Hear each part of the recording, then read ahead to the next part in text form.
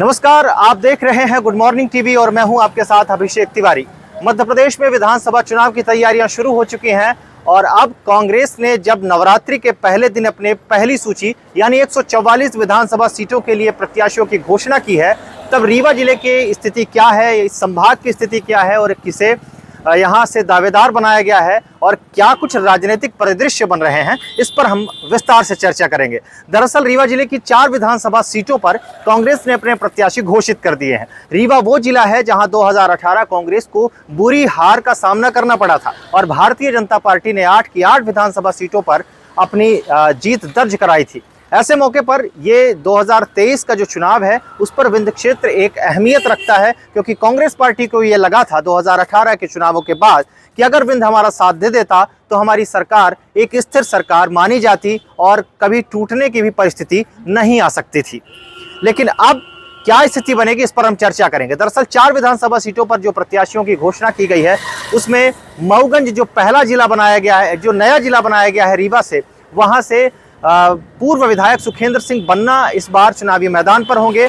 2013 में पहली बार बन्ना ने चुनाव जीता था और 2018 का चुनाव वो हार गए थे विधायक जो हैं बीजेपी के प्रदीप पटेल से। लेकिन एक बार फिर से कांग्रेस पार्टी ने उन्हें अपना प्रत्याशी घोषित किया है। नया जिला बनने के बाद बीजेपी को ये उम्मीद है कि जनभावनाएं उनके साथ होंगी। वहीं कांग्रेस का ये मानना है क्योंकि सुखेंद्र सिंह बन्ना लगातार जिले की मांग करते रहे हैं, इस बार उन्हें इसका पूरा फायदा मिलेगा। दूसरी सीट पर अगर हम बात करें, सबसे चर्चित जो सीट रही है वो त्योंथर विधानसभा सीट रही है। त्योंथर से सिद्धार्थ तिवारी लगातार अपनी दावेदारी प्रस्तुत कर रहे थे कांग्रेस पार्टी से, लेकिन जब सीट घोषित की गई है उसके 2 दिन पहले ही ऐसा माने जाने लगा कि सिद्धार्थ तिवारी राज की टिकट कटने की आशंका है और तमाम जो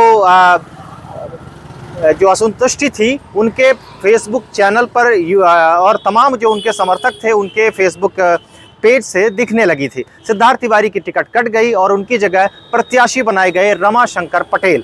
रमाशंकर पटेल 2013 में भी यहां से प्रत्याशी थे और 2018 में भी यहां से प्रत्याशी थे, लेकिन उन्हें दोनों बार हार का सामना करना पड़ा था।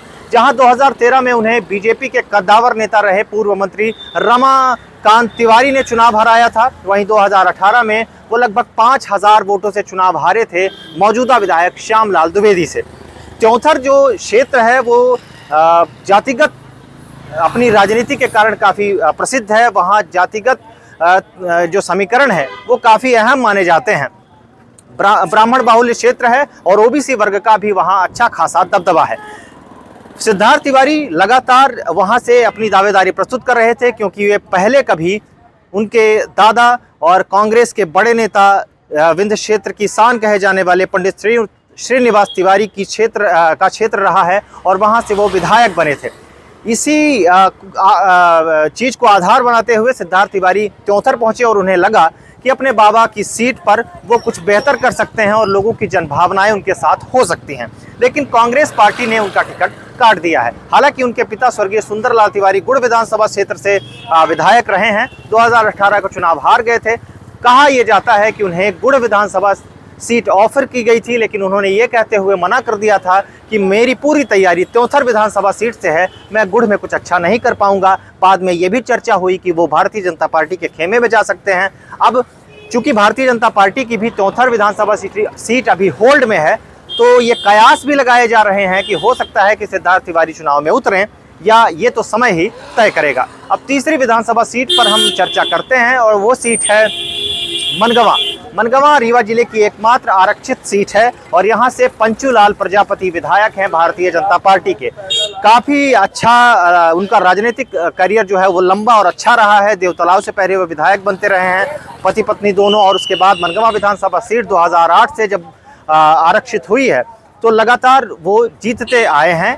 एक बार वो सीट शीला त्यागी यानी बहुजन समाज पार्टी के प्रत्याशी के खाते में गई थी, लेकिन इस बार शीला त्यागी भी कांग्रेस में आ गई थी और ऐसा माना जा रहा था कि ये जो टिकट वितरण है ये शीला त्यागी और बबीता साकेत के बीच फंसेगा, और वही हुआ। बबीता साकेत 2018 में भी मनगवा से प्रत्याशी बनाई गई थी और एक बार फिर से वह मनगवा से ही प्रत्याशी बनाई गई हैं। हालांकि पिछला चुनाव वह 18,000 वोटों से उन्होंने हारी थी, लेकिन सर्वे के आधार पर बबीता साकेत को इस बार प्रत्याशी बनाया गया है।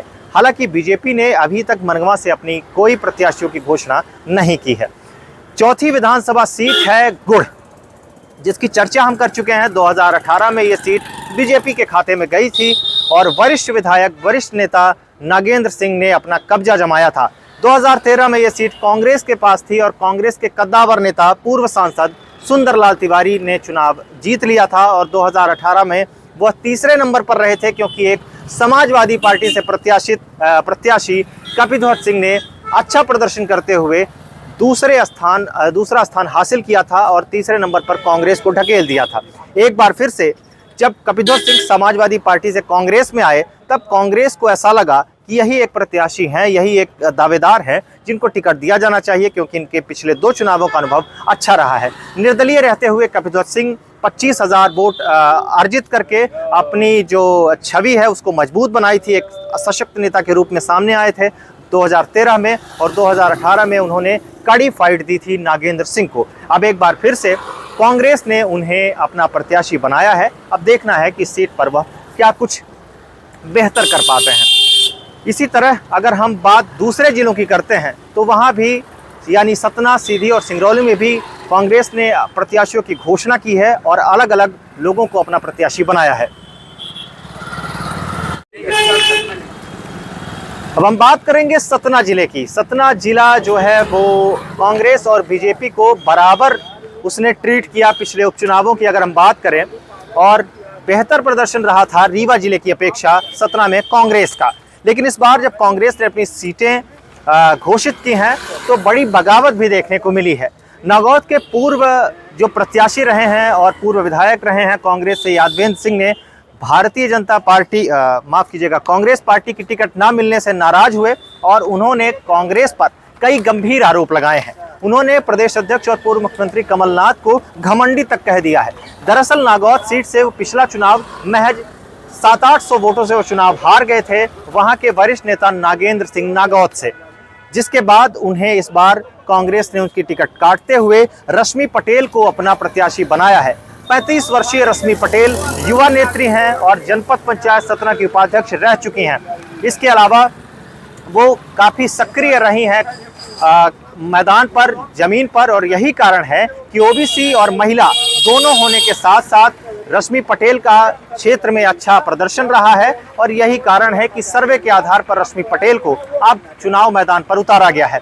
निर्दलीय रहते हुए 2018 के चुनाव में रश्मि पटेल ने 25,000 वोट अर्जित किए थे। ये भी एक बड़ा आधार बना और कमलनाथ की सूची में रश्मि पटेल के नाम के आगे हाँ हो गई और यादवेंद्र सिंह की टिकट कट गई। टिकट कटते ही 6-7 घंटे तक उन्होंने इंतजार किया, जैसा कि उन्होंने मीडिया को बताया, और उसके बाद उन्होंने कांग्रेस पार्टी को छोड़ दिया, गंभीर आरोप लगाए और ये कहा कि संभाग में तो मैं नहीं जानता, लेकिन जिले में कई सीटों पर मैं अपना प्रभाव छोड़ूंगा। और यह कहते हुए उन्होंने बहुजन समाज पार्टी का दामन थाम लिया।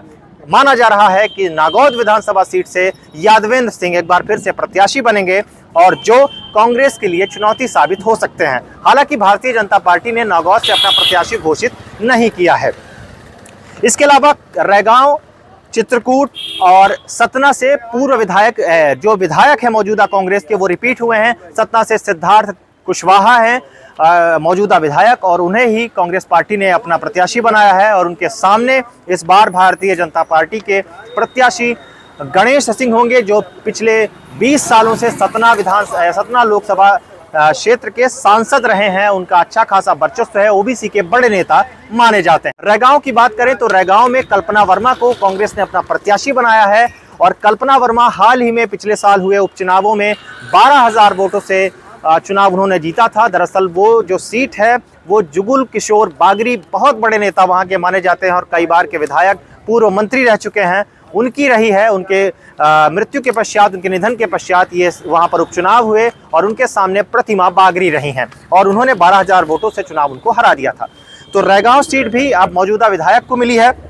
इसके अलावा अमरपाटन की अगर हम बात करें तो राजेंद्र सिंह को वहां से टिकट दिया गया है। राजेंद्र सिंह काफ़ी ज़्यादा कद्दावर नेता माने जाते हैं, कांग्रेस के पूर्व मंत्री रह चुके हैं, विधानसभा के उपाध्यक्ष रह चुके हैं, बहुत पढ़े लिखे नेता माने जाते हैं। इसके अलावा वचन पत्र की जो समिति बनी है उसके भी अध्यक्ष रहे हैं। तो उनका जो कद है उसका अंदाजा इस बात से लगाया जा सकता है। और अमरपाटन क्षेत्र से वो कई बार चुनाव जीत चुके हैं, लेकिन पिछला चुनाव 2018 का वो लगभग 3000 वोटों से हार गए थे राज्य मंत्री रामखेलावन पटेल से, जो भारतीय जनता पार्टी से हैं। इसी तरह सिहावल से कमलेश्वर पटेल, सीधी जिले की अगर हम बात करें तो कमलेश्वर पटेल को बनाया गया है प्रत्याशी। कमलेश्वर पटेल बहुत बड़े नेता हैं और उन्हें अब CWC की सदस्यता भी मिली है। पूर्व मंत्री रह चुके हैं, 30,000 वोटों से चुनाव पिछला जीते थे। इसके अलावा चुरहट से अजय सिंह राहुल पिछला चुनाव हार गए थे शरदेंदु तिवारी से। एक बार फिर से उनका मुकाबला शरदेंदु तिवारी से ही होगा, क्योंकि भारतीय जनता पार्टी ने शरदेंदु तिवारी को अपना प्रत्याशी बनाया है। चितरंगी से मानिक सिंह को प्रत्याशी बनाया गया है। कांग्रेस ने जनसामान्य के नेता माने जाते हैं। एक चुनाव हुआ था सीधी में, वो चुनाव उन्होंने जीता था। एक बार विधानसभा चुनाव भी लड़ा था, लेकिन चुनाव हार गए थे। लेकिन वहाँ का जो आदिवासी बाहुल्य क्षेत्र है वहाँ के अच्छे नेता माने जाते हैं। सिंगरौली से रेणु शाह कांग्रेस की टिकट मिली है और उन्हें सबसे कम उम्र का मेयर होने की उपाधि लिम्का बुक में उनका नाम लिखा गया है। जब सिंगरौली नगर निगम बना था तो पहली बार वो वहां की महापौर चुनी गई थी, दूसरी बार बहुजन समाज पार्टी की टिकट से वो महापौर चुनी गई थी और फिर उसके बाद फिर से वो कांग्रेस में आई। पिछला चुनाव वो महज 3-4 हजार वोटों से वो हार गई थी राम लल्लू वैश्य से, जो भारतीय जनता पार्टी के से चुनाव लड़ रहे थे। लेकिन उसके पीछे एक बड़ा कारण यह भी था कि उनके ही पार्टी के अरविंद सिंह चंदेल ने निर्दलीय चुनाव उतरे थे और उसका उन्हें खामियाजा भुगतना पड़ा था। तो ये रीवा, सीधी, सतना और सिंगरौली के राजनीतिक समीकरण है जो अभी तक भारतीय जनता पार्टी और कांग्रेस की टिकट पर आधारित थे। इसी तरह की तमाम खबरों के लिए बने रहिए गुड मॉर्निंग टीवी के साथ। धन्यवाद, नमस्कार, जय हिंद।